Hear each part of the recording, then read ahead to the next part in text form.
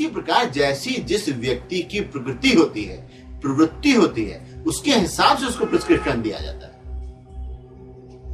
इसीलिए जो वैदिक वांग्मय में वास्तुशास्त्र के साथ ही जैसे एक आयुर्वेद बहुत महत्वपूर्ण विषय है, उसमें अगर किसी को हम औषधि देते हैं तो उसकी प्रकृति प्रवृत्ति के हिसाब से कि ये औषधि दूध से लेना, ये गर्म पानी से लेना, ये ठंडे पानी से लेना, ये शहद से लेना। तो इसी प्रकार जैसे कुंडलियां सबकी अलग अलग है, सबके चेहरे अलग हैं, सबकी आवाज अलग है, उसी प्रकार एक ही घर में आप देखिए, अगर मान लीजिए 4 भाई हैं, एक दुबला पतला है, एक हेल्दी है, एक काम एंड क्वाइट है, एक सिंसियर है, एक बहुत एग्रेसिव है, जबकि भोजन सारे लोग वही कर रहे हैं। तो भोजन का अर्थ क्या हुआ, फूड का अर्थ क्या हुआ कि जो उन चारों भाइयों का इंटेक है वो वही प्रोटीन, कार्बोहाइड्रेट, मिनरल, विटामिन, सबका इंटेक वही है। लेकिन तो सबके बॉडी में उतना ही प्रोटीन होना चाहिए था, उतना ही कार्बोहाइड्रेट, उतना ही मिनरल, उतना ही विटामिन, लेकिन ऐसा नहीं होता। वो ऐसा क्यों नहीं होता? क्योंकि वैदिक वांग्मय का ही एक महत्वपूर्ण क्षेत्र आयुर्वेद भी है। वो हमारा इंटेक तो हम एक ही भोजन वो चारों लोग कर रहे हैं, लेकिन उनकी बॉडी उसको एसिमुलेट अलग अलग ढंग से कर रही है। किसी की बॉडी प्रोटीन ज्यादा एसिमुलेट कर रही है, किसी की कार्बोहाइड्रेट, किसी की मिनरल्स, किसी कुछ। तो इसीलिए उनकी प्रकृति भिन्न है। कोई हेल्दी है, कोई पतला दुबला है, कोई एग्रेसिव है, कोई एम्बिशियस है, कोई स्थायित्व वाला है। तो ये आयुर्वेद में अलग अलग वात, पित्त, कफ के आधार पर उनकी प्रकृतियां निर्धारित की जाती है। तो इसी प्रकार जिसकी पित्त प्रकृति है, जिसके शरीर में पित्त प्रधानता है, पित्त की प्रधानता है, उसमें उसको जल्दी एसिडिटी हो सकती है, एग्रेसिव होगा, जल्दी आक्रोश में आ जाएगा।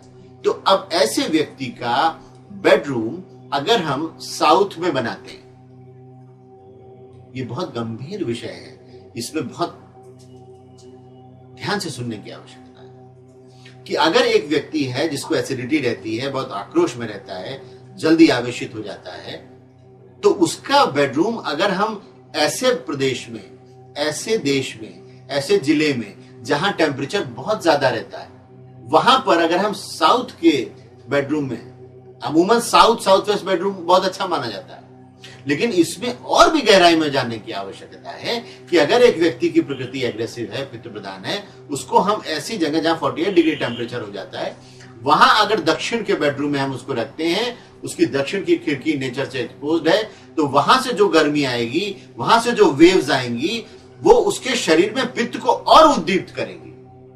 तो जब उसके पित्त को और उद्दीप्त करेंगी तो वो उसको विश्राम मिलने के बजाय उसकी एसिडिटी बढ़ेगी। जब एसिडिटी बढ़ेगी तो उसका एग्रेशन बढ़ेगा, एग्रेशन बढ़ेगा तो उसका ब्लड प्रेशर बढ़ेगा, ब्लड प्रेशर बढ़ेगा, एग्रेशन बढ़ेगा, अग्नि बढ़ेगी, तो क्या होगा? तब उसके बॉडी में धीरे धीरे अल्सर डेवलप होने लगेगा और पता भी नहीं चलेगा।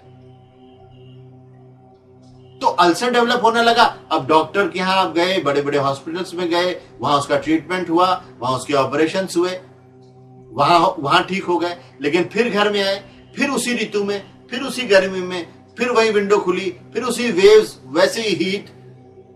पर्दे से, दरवाजे से हम गर्मी रोक सकते हैं, लेकिन उसके साथ बहुत सारी अदृश्य वेव्स भी आती हैं। तो ये उसके शरीर को जो नुकसान करेगा,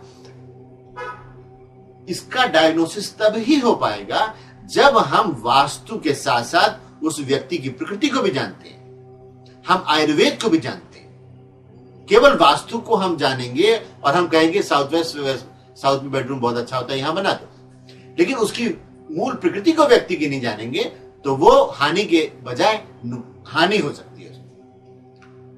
इसीलिए जब वैदिक वांग्मय का अध्ययन होता था तो 25 वर्ष तक ब्रह्मचर्य आश्रम में व्यक्ति जाकर के शिक्षा लेता था। उस 25 वर्ष में पूरे वैदिक वांग्मय का एक्सपोजर कराया जाता था। उसके बाद एक विषय विशेष में विशेषज्ञता आदमी हासिल करता था।